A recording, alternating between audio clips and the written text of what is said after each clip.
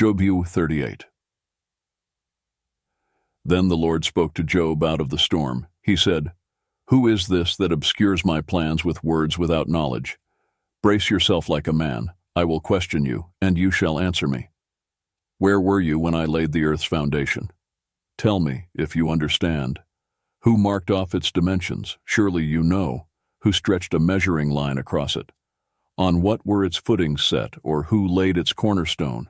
While the morning stars sang together and all the angels shouted for joy. Who shut up the sea behind doors, when it burst forth from the womb? When I made the clouds its garment and wrapped it in thick darkness? When I fixed limits for it and set its doors and bars in place? When I said, this far you may come, and no farther, here is where your proud waves halt? Have you ever given orders to the morning or shown the dawn its place, that it might take the earth by the edges and shake the wicked out of it? The earth takes shape like clay under a seal. Its features stand out like those of a garment. The wicked are denied their light, and their upraised arm is broken. Have you journeyed to the springs of the sea, or walked in the recesses of the deep? Have the gates of death been shown to you? Have you seen the gates of the deepest darkness? Have you comprehended the vast expanses of the earth? Tell me if you know all this. What is the way to the abode of light? And where does darkness reside? Can you take them to their places? Do you know the paths to their dwellings? Surely you know, for you were already born. You have lived so many years. Have you entered the storehouses of the snow, or seen the storehouses of the hail, which I reserve for times of trouble, for days of war and battle? What is the way to the place where the lightning is dispersed, or the place where the east winds are scattered over the earth? Who cuts a channel for the torrents of rain and a path for the thunderstorm, to water a land where no one lives, an uninhabited desert, to satisfy a desolate wasteland and make it sprout with grass? Does the rain have a father? Who fathers the drops of dew? From whose womb comes the ice? Who gives birth to the frost from the heavens, when the waters become hard as stone, when the surface of the deep is frozen? Can you bind the chains of the Pleiades? Can you loosen Orion's belt? Can you bring forth the constellations in their seasons, or lead out the bear with its cubs? Do you know the laws of the heavens? Can you set up God's dominion over the earth? Can you raise your voice to the clouds and cover yourself with a flood of water? Do you send the lightning bolts on their way? Do they report to you, here we are? Who gives the ibis wisdom, or gives the rooster understanding?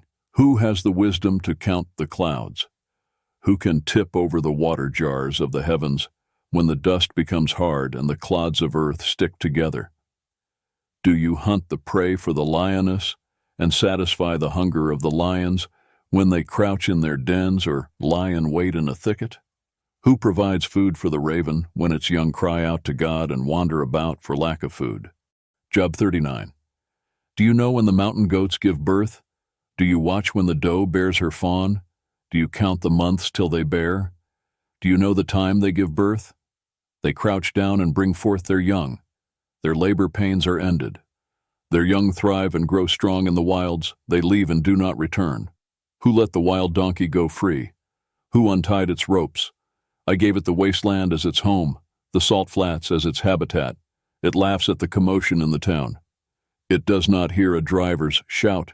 It ranges the hills for its pasture and searches for any green thing. Will the wild ox consent to serve you? Will it stay by your manger at night? Can you hold it to the furrow with a harness? Will it till the valleys behind you? Will you rely on it for its great strength? Will you leave your heavy work to it?